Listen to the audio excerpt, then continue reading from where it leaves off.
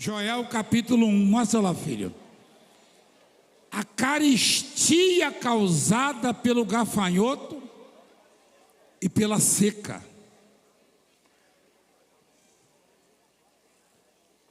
Lá na roça é muito comum essa palavra. Quem é do interior? Quem conhece essa palavra carestia? Carestia. Carestia quer dizer que tudo está caro, não é isso? A carestia não é privilégio da geração atual, não. No passado houve carestia muito pior do que a de hoje. Houve fome muito pior, crise, pandemia. Basta o povo se rebelar, basta o povo se afastar da palavra, deixar de orar, para as coisas começarem a dar errado no mundo inteiro. E dessa vez não escapou rico, nem culto, nem no primeiro mundo, não. A pandemia veio para atingir a humanidade, não é verdade? Ou foi só no Brasil? Não. Palavra do Senhor que foi dirigida a Joel, filho de Betuel. Ouve isto, vós velhos, e escutai todos os habitantes da terra. Aconteceu isto em vossos dias? Ou nos dias de vossos pais? Narrai isso aos vossos filhos, avisa para os filhos, passa para os filhos. E vossos filhos o façam a seus filhos, ou seja, aos netos. E os filhos destes a outra geração, aos bisnetos. É isso? O que deixou o gafanhoto cortador, comeu o gafanhoto migrador. O que deixou o migrador, comeu o gafanhoto devorador. O que deixou o devorador, comeu o gafanhoto destruidor. Ébrios, despertai-vos e chorai. Você conhece essa palavra? Ébrios. Quem conhece essa palavra? É o bêbado, o embriagado, exatamente. O senhor passa no Enem, hein? Ébrios. Aliás, lá na roça que não falta é ébrio. Eu lembro quando eu era menino, eu ia com meu pai pela estrada de terra lá andando descalço, uma poeira. Aí, quando tinha lua, meu pai deixava para andar com lua, lá não tem energia. Aí lá vinha um sujeito na estrada costurando. Aí meu pai me botava, falava, pai, o que é isso? Aí ele está bêbado, ele está vindo do botequim do compadre ali, ó. Ébrio. O japonês foi conferir lá no dicionário, você não acreditou não, né, japonês? E está lá, olha lá, ébrio, qual é a tradução? Olha lá, ébrio, bêbado. Então volta lá no texto, filho, por favor. Olha o que diz a palavra, ó. Várias espécies de gafanhotos. Ou seja, bem o mundo não sai de uma pandemia, já aparece outra. A do coronavírus está indo embora de tanta oração e está chegando a do macaco. Quem está vendo isso aí? A varíola, né? Pois é. E será a última, a do macaco? Não será. A ciência jamais, isso aqui vai repercutir, vão me criticar, vão falar besteira. Os sábios da terra jamais vão conseguir proporcionar paz e segurança à população. E isso não está no poder da ciência, isso está no poder de Deus. Presta atenção. Nenhum economista na face da terra vai fazer você prosperar. Deus vai fazer você prosperar. Nenhum profeta vai salvar você. Deus vai te salvar.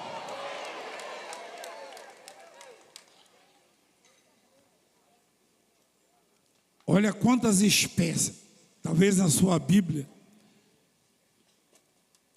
Tem uma tradução que diz lacusta, é isso, filho? Hein? Deixa eu ver lá, por favor. Locusta, né? É isso. Locusta é uma outra espécie de gafanhoto. Eu de gafanhoto eu entendo um pouquinho. Porque batia um desespero tão grande no meu pai quando eles atacavam a lavoura de arroz. Vinha aquela nuvem de gafanhoto e a gente ficava escutando os meninos. Eu e meus irmãos, a gente pegava uma meia dúzia para pescar, porque é uma das melhores iscas que tem. Só que a vontade que a gente tinha é de botar fogo na lavoura para queimar, porque não sobra absolutamente nada. Eles comem até destruir tudo, até acabar. Quando acaba a comida, eles morrem. Eles comem até acabar. E tem os que migram, tem os que estacionam ali, reproduzem ali. Então, a palavra de Deus, ela é revelada a nós, e é exatamente isso que quer dizer. Vem uma crise, e quando se está saindo desta crise, aparece uma outra crise. Vem uma pandemia, vem um susto, vem uma moléstia, e quando passa, vem outra moléstia. E assim a humanidade vai gemendo, vai sofrendo, mas não atina para isso e não se volta para Deus. Está cada vez mais idólatra, cada vez mais corrupta, cada vez mais mentirosa a sociedade, cada vez mais incrédula, cada vez mais se posiciona contra a obra de Deus, contra Deus. Oferecem resistência a Deus. Enquanto a humanidade resistir e não ceder, não vão cessar as pandemias, nem os gafanhotos, que são a mesma coisa, e a angústia vai tomar conta.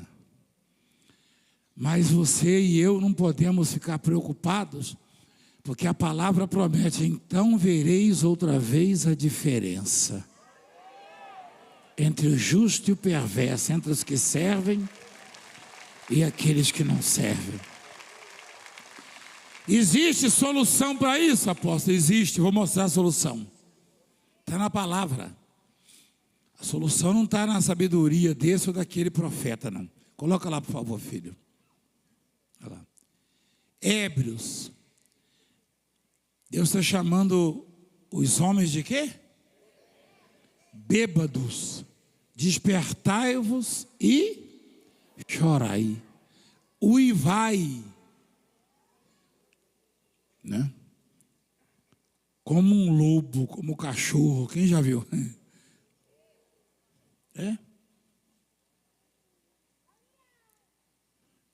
Você que tem cachorro, quando você fica ausente, ele sente falta de você, ele levanta a cabecinha e fica...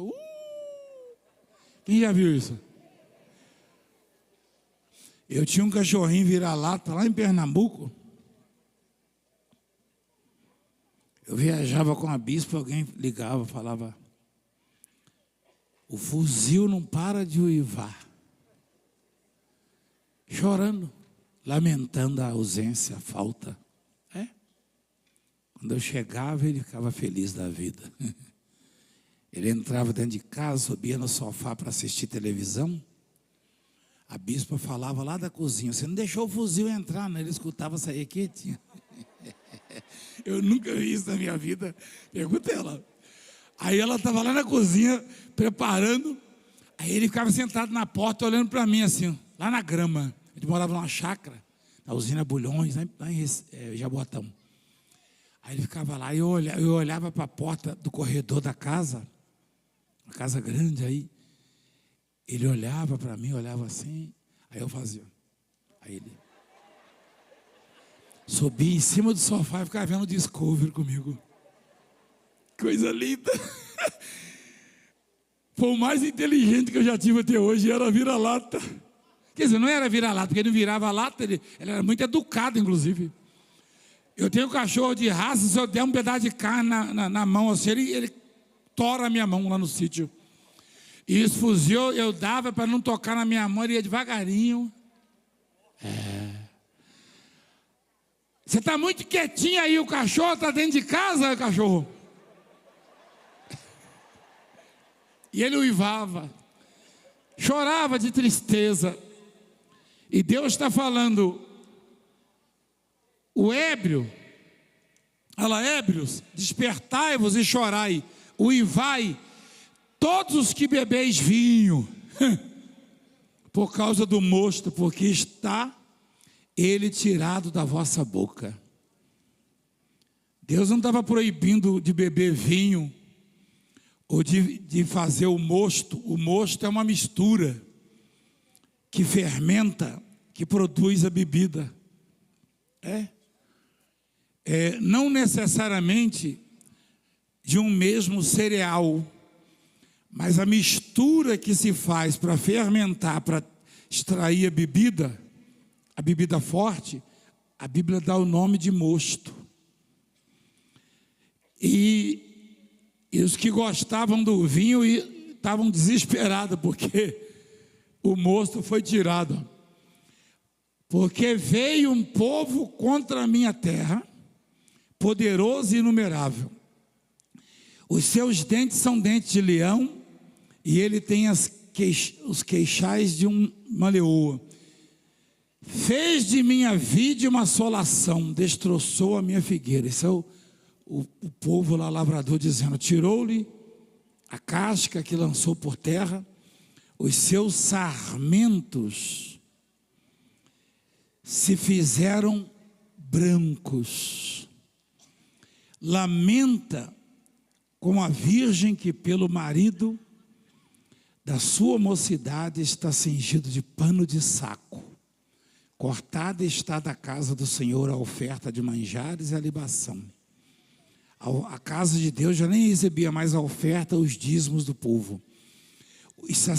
Aí diz assim: os sacerdotes ministros do Senhor estão enlutados, estão tristes.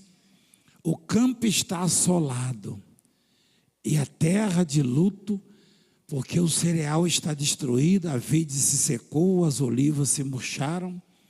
Envergonhai-vos, lavradores, uivai, vinhateiros, sobre o trigo e sobre a cevada, porque pereceu a messe, a lavoura, a plantação, o campo, né?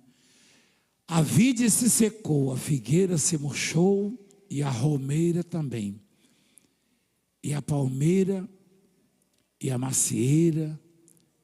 É isso? O que a macieira produz? Maçã, né? Todas as árvores do campo se secaram, e já não há alegria entre os filhos dos homens. A tradução: o mundo está pobre e vai ficar cada vez mais pobre. O mundo está descontrolado, as estações estão mudando a terra. Você deve ter lido uma notícia que assustou muita gente, os cientistas principalmente, que a terra está girando muito mais rápido. Quem viu essa notícia? Quem viu essa notícia? Olha o tanto de gente que viu. A terra está girando muito mais rápido de uns dias para cá. Deus está avisando, meu filho está chegando aí. Presta atenção. Presta atenção. Então, essa mensagem é para assustar os crentes, não é para dar segurança. Eu vou dizer para você. Nós lemos ali mais de uma vez que a terra está seca, que as árvores estão sedentas, não é isso? Essa palavra seca parece que eu li mais de uma vez, né, filho? A vide se secou, a figueira se murchou, a romeira também, e a palmeira e a macieira. Todas as árvores do campo se secaram, e já não há alegria entre os filhos dos homens. Se você observar os semblantes das pessoas, até aqueles que nos faziam sorrir estão morrendo de depressão. Eventualmente eu e você ouvimos dizer: morreu aquele ator, aquele que era palhaço, que fazia comédia. Morreu de quê? De depressão, suicidou-se. Quem já viu isso aí?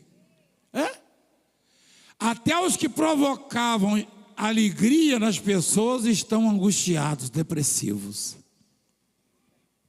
E o mundo vai estar cada vez pior. E isso não é para assustar você, tá? Porque a palavra diz que aquele que confia no Senhor é como a árvore plantada junto aos ribeiros de água. Jeremias 17, 7. Bendito o homem que confia em quem? E cuja esperança é? Porque ele é como a árvore plantada junto às águas, que estende as suas raízes para o ribeiro, e não receia quando vem o quê? O calor. Suas raízes não estão neste ou naquele profeta, neste ou naquele cientista, nesta ou naquela autoridade política ou do judiciário, neste ou naquele sábio, não. Suas raízes estão arraigadas, entrelaçadas, seguras na promessa do Altíssimo, na palavra de Deus. Portanto, as nossas raízes, elas se saciam, elas recebem a umidade, elas recebem a água, a umidade, vindas do ribeiro. Jesus é o nosso rio. Aliás, a palavra diz, o rio, né, que está no meio da cidade de Deus. Nós não lemos um dia desse sobre isso? No meio da cidade de Deus, não foi, filho? O rio está no meio da cidade, olha lá. Há um rio cujas correntes alegram o quê? A cidade? O santuário das moradas do? Que rio é esse? Jesus Cristo. Esse rio alegra a cidade de Deus. Os ímpios, os incrédulos, os que resistem à palavra, eles moram na cidade de Deus? Não. A cidade de Deus, ela é murada. Só entra quem tiver o código, a senha. Ou seja, tem a marca do sangue do Cordeiro. A marca do sangue do Cordeiro. Enquanto todas as cidades vão morrer de sede, de fome, os que habitarem, ou os que habitam a cidade de Deus vão se alegrar, porque o sustento vem deste rio. Amém? E continuando em Joel capítulo 1, diz assim a palavra: cingivos de pano de saco e lamentai, sacerdotes, uivai. Não é só o bêbado que vai uivar, não. O sacerdote também. Ó. Ministros do altar, pastores, ó. Vinde, ministros de meu Deus. Passai a noite vestidos de quê? Vestidos de pano de saco. Quem quiser trazer ou trajar ou trazer e vestir aqui, necessariamente você não tem que pedir para um estilista fazer igual os bispos fizeram. Basta um pano de saco. Vinde, ministros de Deus, passai a noite vestidos de quê? Aqui no altar nós vamos passar. Porque da casa de vosso Deus foi cortada a oferta de manjares e a libação. Decretai um santo jejum, ou promulgai um santo jejum. Tem uma versão que diz decretai. Convocai uma assembleia solene. Assembleia quer dizer o quê? Assembleia quer dizer o quê? Reunião. Reunião. Assembleia solene. Congregai os anciãos, todos os moradores desta terra, para que a casa do Senhor vosso Deus, para a casa do Senhor vosso Deus, e clamai ao Senhor. Que coisa maravilhosa, olha a receita para a mudança total, a transformação total. Promulgai um santo jejum, convocai uma assembleia solene, congregai os anciãos, todos os moradores da terra vão fazer caravana para vir para cá, para a casa do Senhor vosso Deus, e clamai ao Senhor. Ah, que dia! Porque o dia do Senhor está perto, e vem como a assolação do Todo-Poderoso. É isso.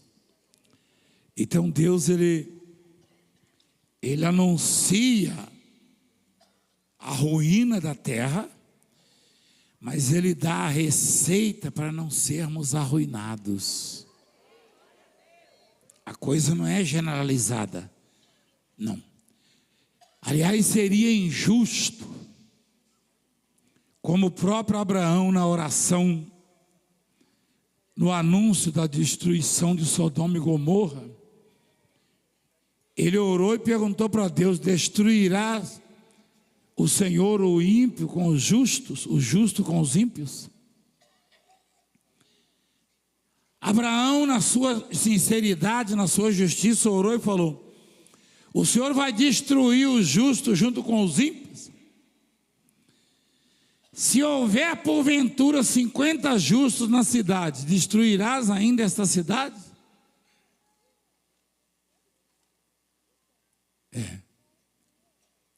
Olha lá. E não pouparás o lugar por amor dos 50 justos, que nela se encontram? Longe de ti que faz tal coisa. Mas Deus falou: não. Se houver 50, eu pouparei. Você acha que Abraão sabia que não tinha 50 justos ali? Sabia, Abraão sabia. Tanto é que ele foi mudando a oração. Aí Abraão falou: se tiver 40, tirou por quê? Tirou por quê do texto? Oh my God.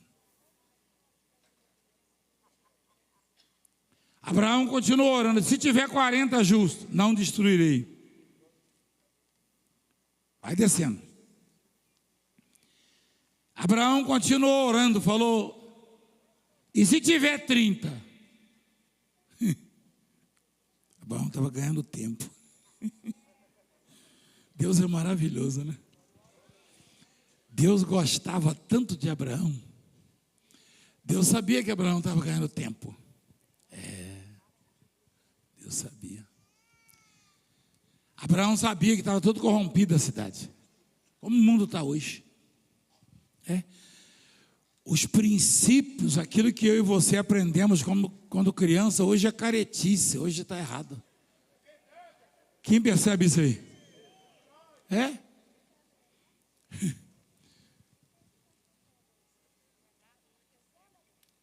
Hoje é... Aliás, você não pode nem educar filho mais hoje. Você não pode nem educar filho. Você manda o seu filho para a escola e a professora ou o professor ensina coisas, não generalizando, tem professor que teme a Deus, né? Uma boa parte teme a Deus. Então, Abraão orou: se tiver 30 justos, o Senhor vai destruir? Ele falou: não, não destruirei. E se tiver 20? Se tiver 10? Acabou, meu filho?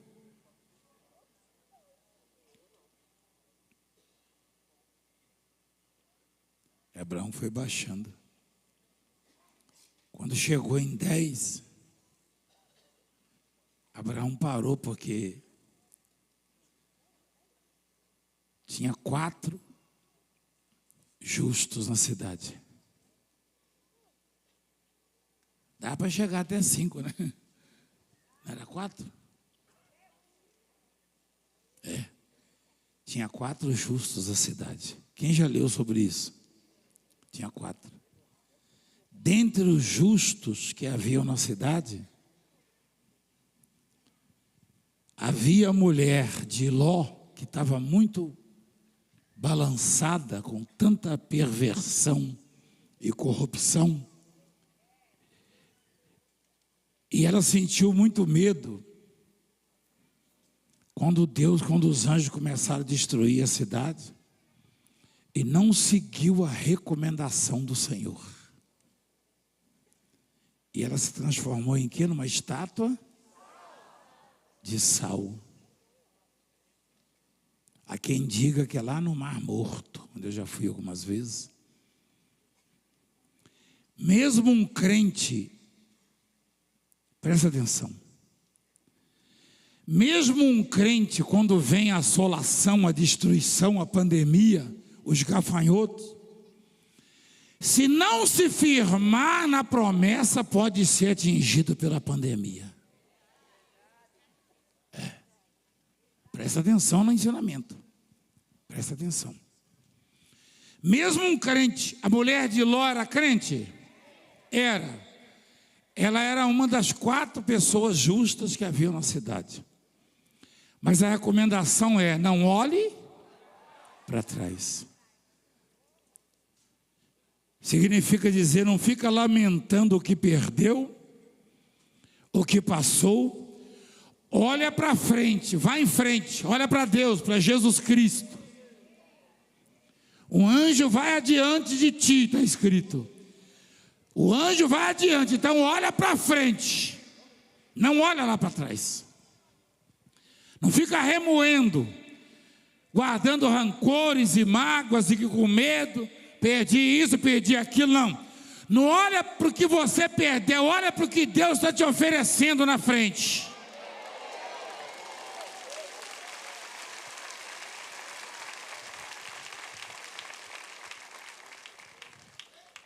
Chegou em 10 justos, Abraão parou de orar. Abraão já tinha feito a conta já. Deus deixou ele orar. Vai orando, Abraão, vai falando. 50 não destruirei, 40 não, 30 não, 20 não, 10 não. Abraão saiu de fininho. Ó, 1, 2, 3, 4. Não, o outro desviou. De começar de novo. 1, 2, 3. Só tem 4. Aí o anjo foi lá e falou: sai com tudo, Ló. Falou: ninguém de vocês olha para trás. Ninguém. Ou seja, pode vir a pandemia que for, pode vir o barulho que for, pode vir a tempestade que for, pode vir a peste que for, o povo de Deus não olha para trás. Não olha, não se assusta, não tema. Não é isso que diz a palavra? Não temais, não temais, não temais. Ele está olhando para mim? O cego está olhando para mim. Rapaz, que igreja é essa? O cego está olhando para mim. Que igreja é essa? O cego está olhando para mim. Eita Deus! É maravilhoso. Ele ficou olhando para mim assim. Eu falei: o sujeito é cego, ué. Olha lá. Está olhando para mim o cego. Oh, Jesus. Igreja, Deus é muito bom, igreja. Deus é muito bom. Você viu? Abraão foi orando: Senhor, o Senhor vai destruir a cidade? Se tiver ali tantos... Você sabe por que Abraão estava orando? Porque ele sabia que a família dele estava lá dentro, os sobrinhos. Sobrinho, a esposa e as filhas. Deus entendeu, é óbvio, a oração de Abraão, porque quem coloca a oração no coração do homem é o próprio Deus. Aliás, tem uma palavra que diz que é Deus quem forma o coração de todos nós, os desígnios. Deus sabia que Abraão queria falar assim: Senhor, tira minha família de lá. Mas ele temeu por alguma razão, né? Senhor, e se tiver algum justo, tal coisa? Eu já entendi, Abraão, não se preocupe, sua família vai sair. Agora, quem olhar para trás vai virar sal, uma estátua. Não pode olhar para trás. Esse olhar para trás é olhar o que perdeu, olhar a destruição, a desgraça. À sua frente está Deus. Atrás vem as moléstias, as pestes, as pandemias, as dificuldades da vida. Nunca olhe para as dificuldades. Esse olhar para trás, na verdade, é olhar para a destruição que a humanidade está sofrendo e ter medo. E Satanás conhece muito bem essa doutrina de Deus. Ele bombardeia com jornais, com televisão, com isso, com aquilo. Se morrer um macaco, acha um macaco pendurado numa árvore secando e fala: cuidado que tem outra crise, outra pandemia. É isso.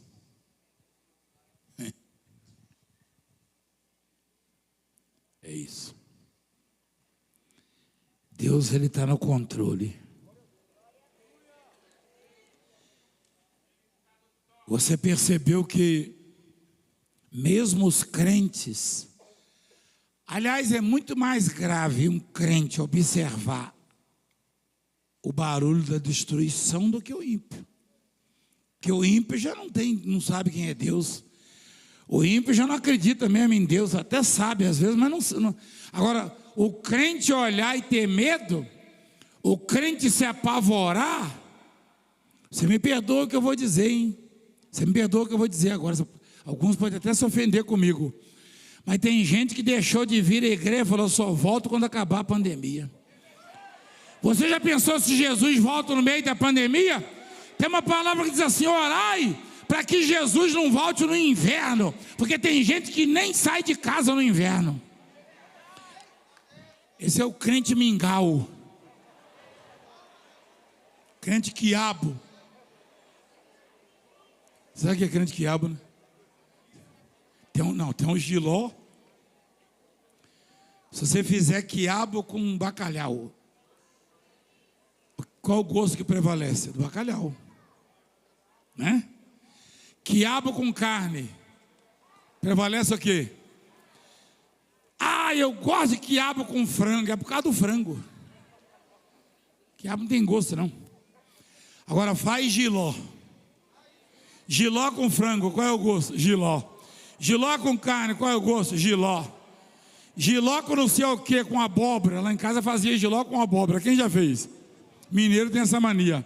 Qual é o gosto? Jiló. Jiló não se mistura, jiló prevalece, jiló tem personalidade. O crente jiló, o crente quiabo pega o gosto de pandemia na época da pandemia, pega o medo da sociedade. O crente giló, né, é amargo o tempo inteiro. Isso é o exemplo, não quer dizer que nós sejamos amargos, pelo contrário. Você que me conhece sabe que eu sou dócil. Espera aí, igreja, não ri não. Eu sou amável. Eu sou gengibre aqui, ó. Rapaz, mas gengibre não cura. Gengibre não é antibiótico, ó, para garganta. Então não tem problema eu arder, não é verdade? De vez em quando eu sou ardido, hein? Mas faz parte. Quem entende a mensagem? Você acha que o mundo está livre das pandemias? Você é de Deus, mulher de Deus, homem de Deus, sabe que não está. Quem sabe que o mundo vai ser sempre assolado? Por causa de quê? Porque Deus erra? Não, 1000 vezes não. Porque a sociedade erra, o povo erra, nós erramos. Nós colhemos o que nós plantamos. A soberba, a arrogância, a vaidade é a vaidade. O sujeito declarou assim, ó: eu não vou permitir que igreja alugue mais salões para abrir templo. Quem viu isso aí? O sujeito aí, um candidato. Ou seja, ele não gosta de igreja. Se não fosse as igrejas, o povo teria sido destruído, porque as igrejas acolheram o povo, foi o último refúgio, e o povo se apegou a Deus em oração. Quem concorda comigo? Estou falando de igreja mundial, não, estou falando da igreja de Cristo, independentemente de nome. Um país que não permite as igrejas pregarem o evangelho livremente, é só você ver o caso dessas outras aí, ó. Tem país aí que está à beira do colapso. Quem tem acompanhado? Vai lá pregar a palavra, você vai para a cadeia. Você vai para a cadeia. Então, igreja, acontece que a assolação, os gafanhotos das várias espécies que destroem, que consomem, que devoram, não são para as nossas lavouras. Quem entende a linguagem? A figura de linguagem. Essa assolação não é para destruir a sua família, a sua vida. Não. Porque aos justos, se não me engano, Salmo 112, aos justos nasce luz. Ao justo nasce luz aonde, igreja? Eita Deus. Qual é o salmo, filho? 112. Então a Covid não comeu meu cérebro. Graças a Deus. Thank you, Jesus. É que eu brinco com os bispos. O bispo esquece. Meu sobrinho então esquece as... Eu dou uma chave para ele segurar. Eu falo, cadê a chave? Eu não sei, o senhor não me deu não, a chave está na mão dele. Eu falo, meu filho, a Covid roeu o gafanhoto. A chave está na mão dele. Graças a Deus. É interessante, quando eu estou no altar, eu lembro das coisas melhor. Quando eu saio daqui, eu sinto alguma coisinha assim. Eu costumo perguntar para a bispo, onde é que está minha carteira? Falar, abre o braço, aí a carteira cai. Agora parou. Eu troquei de carteira, eu ando com a de correia. Aquela, né? Aí menos fala correia. Tá certo? Eu ando com aquela. Porque aquilo vai batendo, você lembra que está com ela. Agora aquela pequena assim, meu Deus, eu falei para não mexer na minha carteira. Cadê minha carteira? Ela, levanta o braço, eu levantei. Tufo. Jesus. I'm sorry, forgive me, please. Salmo 112, aos justos nasce luz, ou seja, saúde em plena pandemia, prosperidade em plena miséria, fome,